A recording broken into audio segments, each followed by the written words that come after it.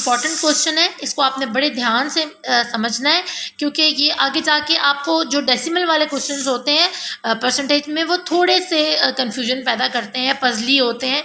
तो आप अगर मेरी ये वीडियो अच्छे से देखेंगे, आप रिपीट करें इसको जहाँ आपको समझ नहीं आती, तो आपका कॉन्सेप्ट क्लियर होना बहुत ज़रूरी है। अब जैसे हमारे पास ऊपर वाली डायग्राम के अंदर नीचे वाला हिस्सा जो था, हम 1 2 3 4 5 6 में हमने पार्ट्स में पर यूनिट का नाम लिखा हुआ था। अब यहाँ पर हम उसी यूनिट को डेसिमल में शो कर रहे हैं, 0, 0.1%, 0.2, 0.3, 0.4, और हर डेसिमल के ऊपर उसकी परसेंटेज को शो किया गया है। अगर 0.4 है तो वो इक्वल होगा 40% के, अगर 0.2 है तो वो इक्वल होगा 20% के। इसी तरह अब हम नीचे वाली इस डायग्राम को देखें, जिसमें टोटल नंबर ऑफ यूनिट कितने हैं, वो है 10, और उसमें से कितना जो पार्ट्स हैं या यूनिट है वो शेडेड है, वो है 1। तो हम उसके 1 के नीचे जब देखेंगे इस लाइन के बिल्कुल ऊपर, तो वो 0.1 लिखा हुआ है। अब इस 0.1 को हमने इस फ्रैक्शन में कैसे चेंज करना है, वो मैं आपको तरीका बताती हूँ। अगर आपके पास 0.1 ऐसे लिखा हुआ है क्वेश्चन में कि 0.1 शेडेड पार्ट है, तो आप बताएं टोटल नंबर ऑफ हमारे पास डायग्राम में कितने थे। टोटल नंबर ऑफ जो यूनिट थे वो थे 10। तो हम इसको ऐसे कैसे करेंगे कि ये यहाँ पर डेसिमल के बगैर। तो बच्चों, आपने शुरू में पढ़ा होगा कि वंस,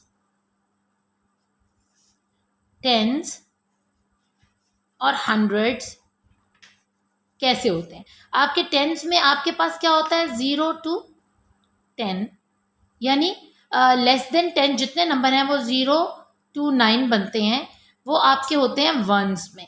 और जो टेंस होते हैं वो हमेशा 2 डिजिट वाले जितने भी नंबर्स हैं अप टू 99 वो होंगे टेंस के अंदर, और फिर इसी तरह सो ऑन 100 में 3 डिजिट्स वाले नंबर्स आ जाते हैं। अब इसको समझने के लिए कि इस डेसिमल को हम इसको यहाँ कैसे शो करेंगे, तो आप इस डेसिमल के बाद देखें कि हमारे पास कितने डिजिट्स हैं। तो वो हमारे पास सिर्फ 1 डिजिट है। इसका मतलब है कि जो 0 से 9 तक है, तो ये किसकी रो में आ रहा है, वंस की रो में आ रहा है। तो हम इसलिए यहाँ पर इसको सिर्फ 1 लिखेंगे, यानी डेसिमल यहाँ हम शो नहीं करेंगे। और इसके अलावा कि हम नीचे 10 क्यों लिख रहे हैं, आप देखें, ये समझें कि ये 0 to 9 तक का आपके पास चार्ट आ गया है वंस का। तो आपने इस 0 और 1 के दरमियान ये कहाँ तक होता है, हमारा अप टू 10 होता है। तो हमने 10 से लेस देन ऊपर न्यूमरेटर देना है ना, तो इसलिए हम इसके नीचे अपना जो डिनोमिनेटर है वो 10 शो कर रहे हैं। जिस तरह मैंने आपको बताया कि इस डेसिमल को आपने किस तरह शो करना है कि हमने 1 ऊपर लिखना है, और ये 10 कहाँ से आया, डेसिमल के बाद जितने डिजिट्स हैं हमें पता चल जाएगा कि ये वंस के साथ चल रहा है, तो वो लेस देन 10 होते हैं। तो हमने यहाँ 10 प्लेस किया, और जब हमने इस अपनी डायग्राम में देखा कि 0.1 के ऊपर कितने परसेंट का नंबर आ रहा है, तो वो 10% आ रहा है। तो हमने शो कर देना है कि जी हमारे पास जो ये टोटल नंबर ऑफ यूनिट है उसका 10% पार्ट जो है वो शेडेड है। अब हम अपने नेक्स्ट क्वेश्चन की तरफ जाएंगे, जो है क्वेश्चन नंबर 7, और वो भी हमारे पास उन्होंने फिर डायग्राम दी हुई है। अब आप जैसे हमने पिछले क्वेश्चन के अंदर हमने देखा कि 0.1 था, अब इसी को हमने 0.9 को डेसिमल को परसेंटेज के तौर पर हमने एक्सप्रेस करना है। तो टोटल नंबर ऑफ यूनिट हमारे पास 10 है, और इसमें कितने शेडेड पार्ट्स हैं, 9 पार्ट शेडेड हैं। तो हमने लिखा कि 0.9 इक्वल है 9 पार्ट्स शेडेड आउट ऑफ 10, और अगर हम इसको परसेंटेज में निकालेंगे तो उसके लिए हमारे पास 100 लिखना बहुत ज़रूरी है। तो यही 100 हम परसेंटेज के हिसाब से शो कर देंगे कि हमारे जहाँ 9 वाला ब्लॉक है या 9 वाला यूनिट है, उसके ऊपर जब हम देखते हैं 0.9 के ऊपर, तो हमारे पास 90% लिखा हुआ है।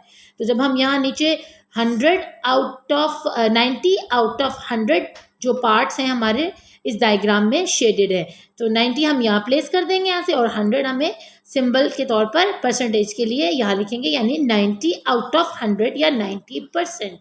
तो बच्चों, मेरे ख्याल से आपको इस डेसिमल को कन्वर्ट करना बहुत अच्छे से आ गया होगा। अगर आपको अभी और समझ नहीं आई है तो आप इसी वीडियो को दोबारा से रिवर्स करें और इसको दोबारा से बार बार देखें जब तक आपको ये कॉन्सेप्ट क्लियर नहीं होता कि हमने डेसिमल को फ्रैक्शन में कैसे कन्वर्ट करना है। तो थैंक यू बच्चों, थैंक यू फॉर वॉचिंग। और इंशाल्लाह ताला हम ये चैप्टर अपनी 2-3 आने वाली नई जो वीडियोस हैं उसमें हम कोशिश करेंगे कि हम इस पूरे चैप्टर जो परसेंटेज का है उसको कंप्लीट कर लें। अल्लाह निगहबान बच्चों, अल्लाह हाफिज़। Do like, share and subscribe my channel. Thank you for watching. Allah Hafiz.